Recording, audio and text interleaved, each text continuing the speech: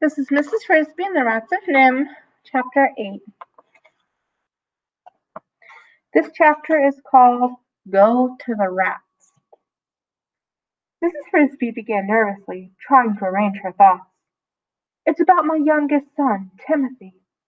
He's sick, too sick to leave his bed, and moving day is only 5 days off. Wait, said the owl. Move him from where? Move him to where?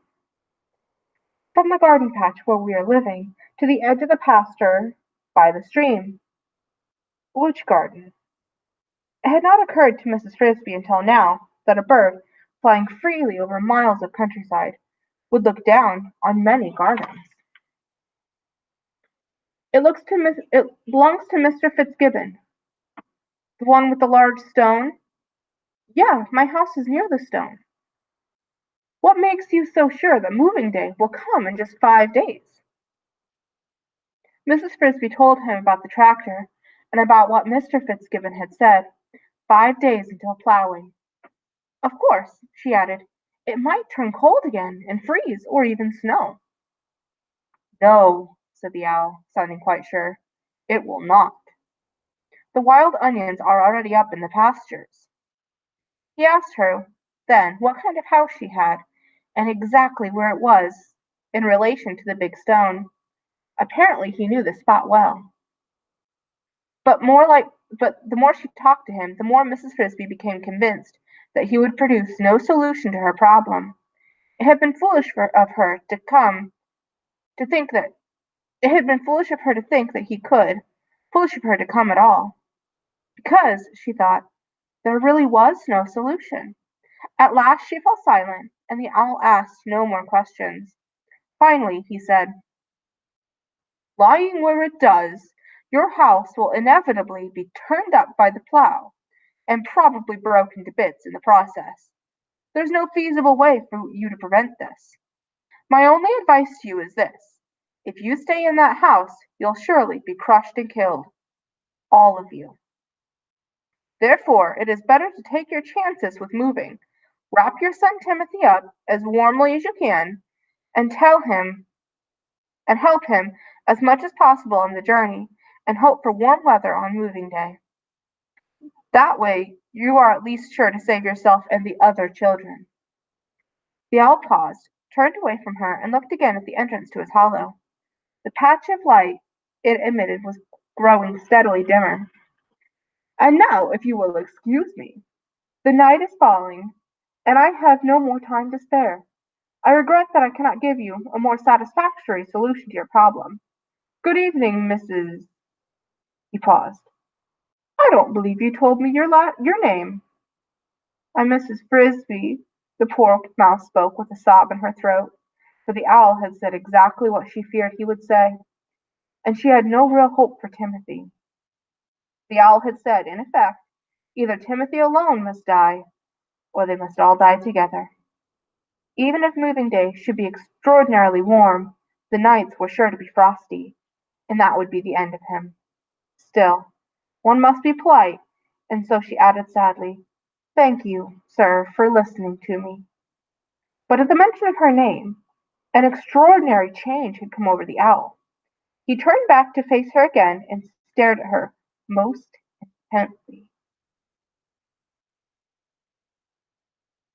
Indeed, he gave an agitated flutter of his wings and half flew, half hopped closer to her, bending forward until his great sharp beak was only a few inches from her face.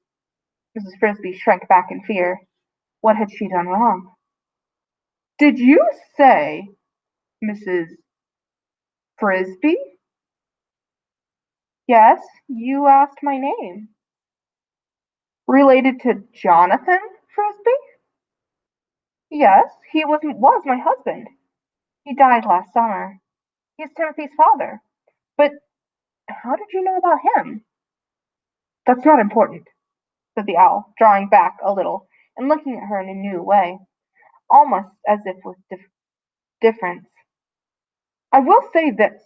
His name is not unknown in these woods, and if you are his widow, that puts matters into a new light. Something and the way he said this caused Mrs. Frisby's hopes to lift a little. "What do you mean?" she asked. "I mean, madam, that there is a way that your son might just possibly be saved. I did not mention it to you because I saw no way you could convincibly do it, and I did not want to arouse false hope.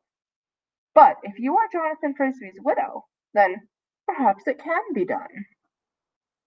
"I don't understand at all," said Mrs. Frisby. "What is this thing?" "It is not a thing I can do myself. You must go to the rats." "To the rats? But I don't know any rats. They've nothing to do with me." "I don't doubt that. They may have little to do with anyone except themselves. They will have less as time goes on. None the less, I think they will help you, and if they will, they can." "But what can they do?" "They must move your house to a place where it will be safe from the plow." Now Mrs. Frisby's spirits fell again, and she said, almost bitterly, "You're joking, sir. You're not being serious. No rat could move my house. It is far too heavy and much too big.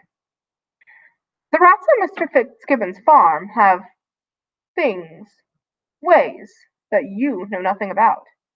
They're not like the rest of us. They are not, I think, even like most other rats. They work at night in secret. Mrs. Frisby, do you know their main entrance?" "Yes, it's in the rose bush." "Go there. You will find a sentry guarding the door.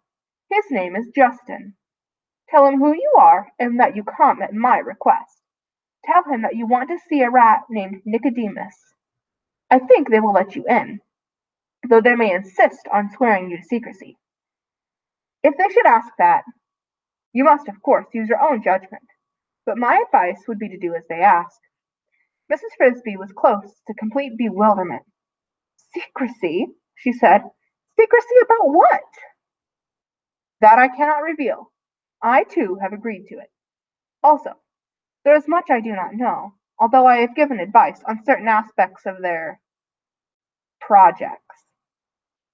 "Well," said Mrs. Frisby, "I don't understand it all, but if it might save Timothy, I'll try to do what you say.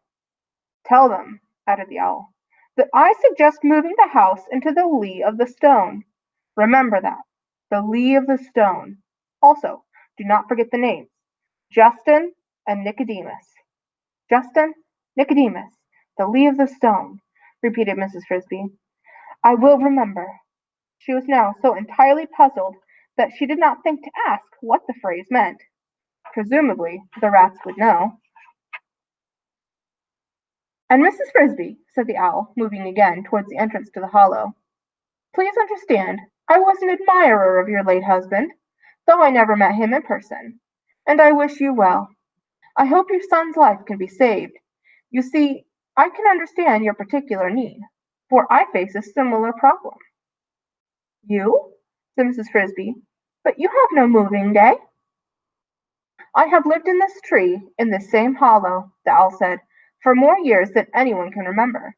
But now, when the wind blows hard in the winter, and rocks the forest, I sit here in the dark, and from deep down in the bole, down near the roots, I hear a new sound. It is the sound of strands of wood creaking in the cold and snapping one by one. The limbs are falling, the tree is old, and it is dying.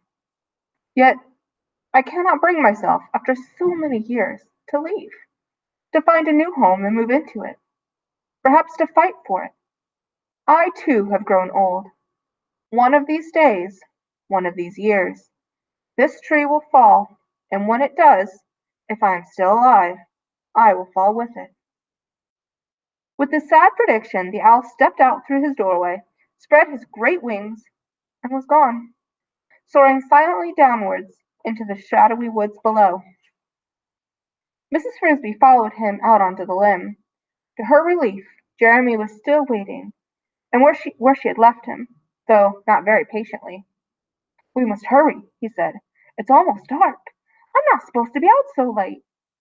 Mrs. Frisby, who had the same feeling, climbed onto his back, much less afraid now, for two reasons.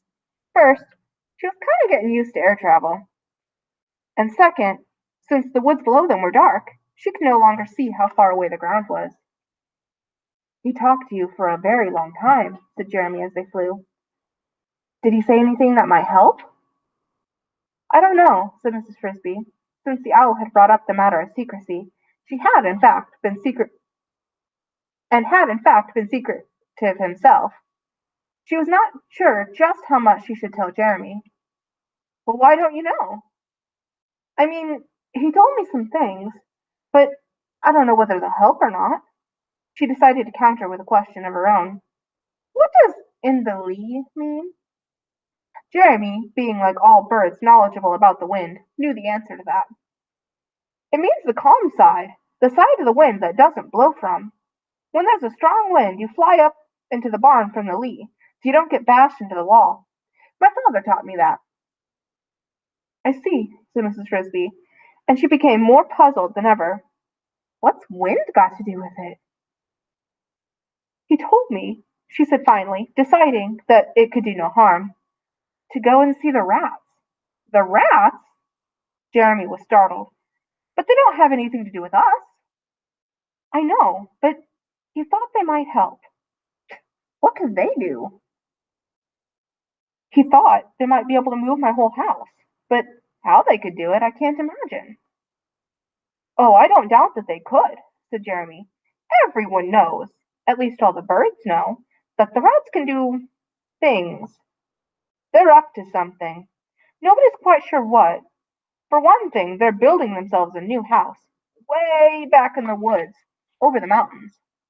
They've even made quite a big clearing near it. I'd show you, but it's too dark now. They used to carry food like the rest of us, but now we see them with other things, pieces of metal and bits of machinery, and things I can't even recognize. They take them into that rose bush, and what happens to them, I don't know. But the owl knows more than most. I expect he's had some dealings with them. Just the same, I've never heard of their helping anybody but themselves." "Neither have I. But I'm going to ask them anyway. There isn't anyone else to ask." By the time they reached the garden, it had gone almost completely dark, and Jeremy could not linger. "Good night, Jeremy," said Mrs. Frisby, feeling almost affectionate towards the crow.